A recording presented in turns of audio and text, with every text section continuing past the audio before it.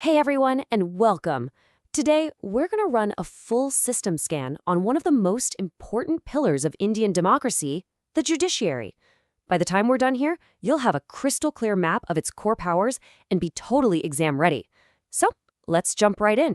So, what's on the docket today? Well, here's our game plan. First, we'll break down the Supreme Court's different powers, or what we call its jurisdictions. Then, we'll see exactly how it steps in to protect our fundamental rights and act as the ultimate guardian of the Constitution.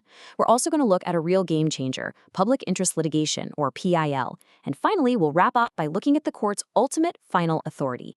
All right, first things first. Let's scan the Supreme Court's main operational toolkit.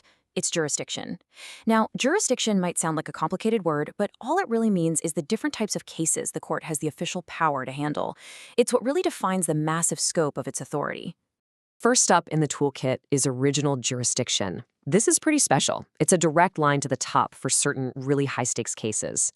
Think of it like this. If there's a major dispute, say between the central government and a state government, it doesn't start in a lower court. Nope. It goes straight to the Supreme Court, which acts like the final referee in a championship match. Okay, next up is appellate jurisdiction.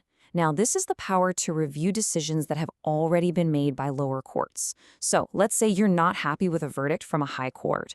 Well, you can appeal to the Supreme Court.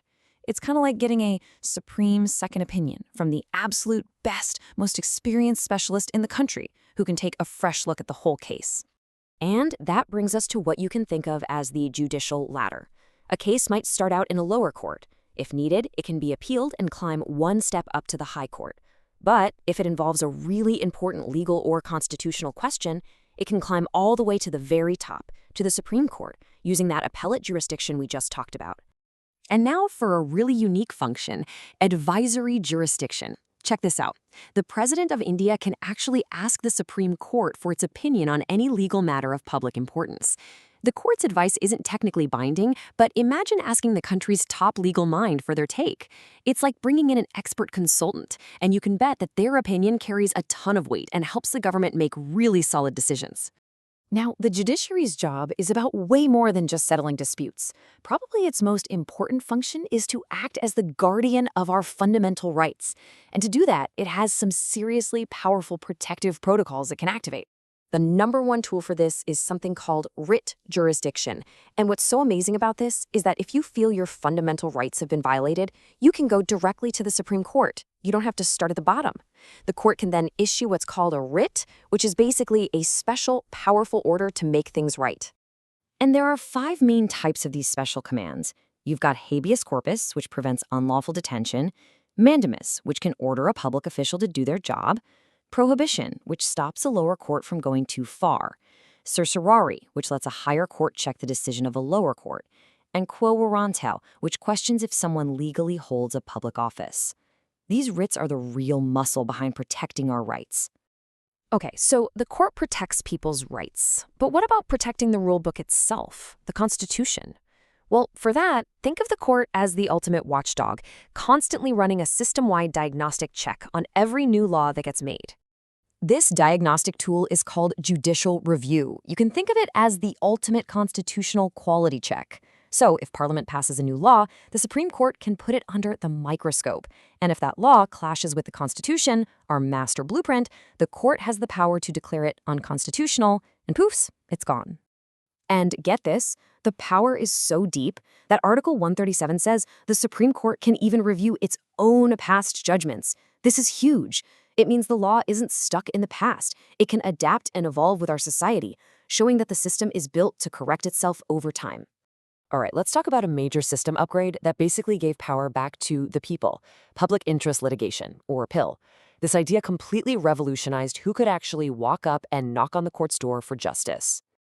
Just look at this comparison to see how massive this shift was. Under traditional law, only the person who was directly harmed could file a case. That's it. But with PIL, suddenly, any citizen or social group could go to court on behalf of people who couldn't do it themselves. We're talking about fighting for the poor, for the environment. It truly blew the doors of justice wide open for everybody. You know, the story of PIL is just fascinating.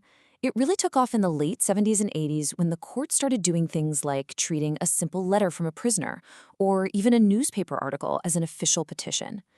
It was through these PILs that the court expanded our fundamental rights to include things we now take for granted, like the right to clean air.